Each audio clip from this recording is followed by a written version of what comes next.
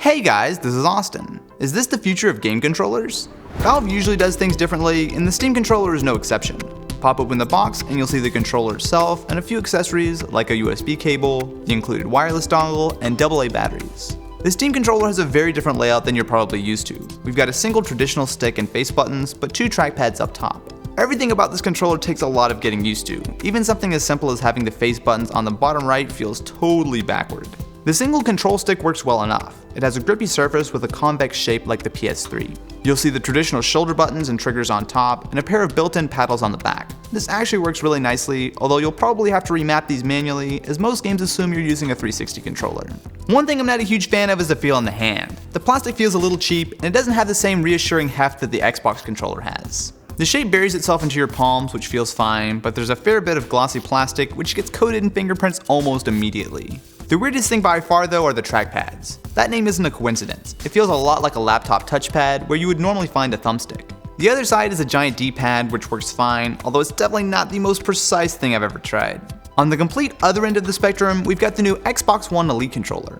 Open this up and you're immediately greeted by a hardshell carrying pouch. While this might be a little unnecessary for a normal controller, it comes in handy for the Elite as it's modular. The thumbsticks and D-pad are interchangeable and all of your options fit inside the case. One of the first things that jumped out to me is just how rock solid it feels. It has a satisfying heft and feels like it's up to some serious abuse. Flip the controller over and you'll find something else that makes this special: customizable paddles. These can be mapped to any of the normal buttons on the controller, and you can pull them off easily thanks to magnets. It's a really dope setup. You'll also find a pair of bump stops for the triggers. This allows you to shorten the amount of travel independently, which can be helpful for some types of games. For the thumbsticks, you have three options: the standard 6 from the Xbox One controller, a convex stick, and the standard option that's much taller. Like the paddles, these are magnetic, which makes swapping them dead simple, and they still feel solid while gaming. You can mix and match these as much as you like, which could lead to some interesting combos depending on what games you play. The same goes for the D-pad. You can use the normal style or a fasted version, which feels a little mushy but makes a lot of sense for fighting games. It also has a switch to move between custom profiles, along with the same headphone and headset jacks from the latest Xbox One controller.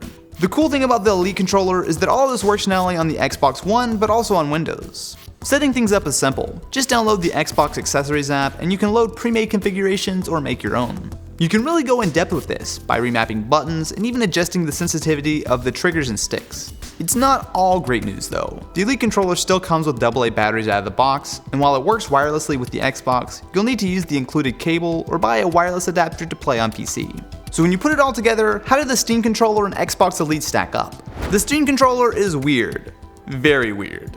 Not only does it have odd button placement, but the touchpads just feel backwards. The best way to use them is less like a laptop trackpad and more like a typical thumbstick, which in theory works, but in practice is incredibly hard to get used to. With enough practice, you could probably get good with the pads, and they make sense for some traditional PC games that use a mouse and keyboard, but for the most part, it really feels like Valve are trying to fix something that just isn't broken. The Xbox Elite, on the other hand, is the traditional controller taken to the extreme. As it's based on the Xbox One controller, it feels familiar, but they've tweaked the feel of the buttons and sticks, and it's a welcome change. The paddles can be helpful for when you want to keep both thumbs on the sticks, and the bump stops are nice for quick reactions, especially with shooting games. There's really not much to complain about, especially once you start customizing things. It's a rock solid controller. The Steam controller is a lot cheaper, and while it tries some new things, it just doesn't make much sense when you can spend $10 more to get a normal Xbox One controller. The Elite, on the other hand, is about as premium as it gets. Microsoft made what's one of the best controllers period, but it comes with a steep $150 price tag to match. So what do you guys think about these controllers? Let me know over on Snapchat, and I will catch you in the next one.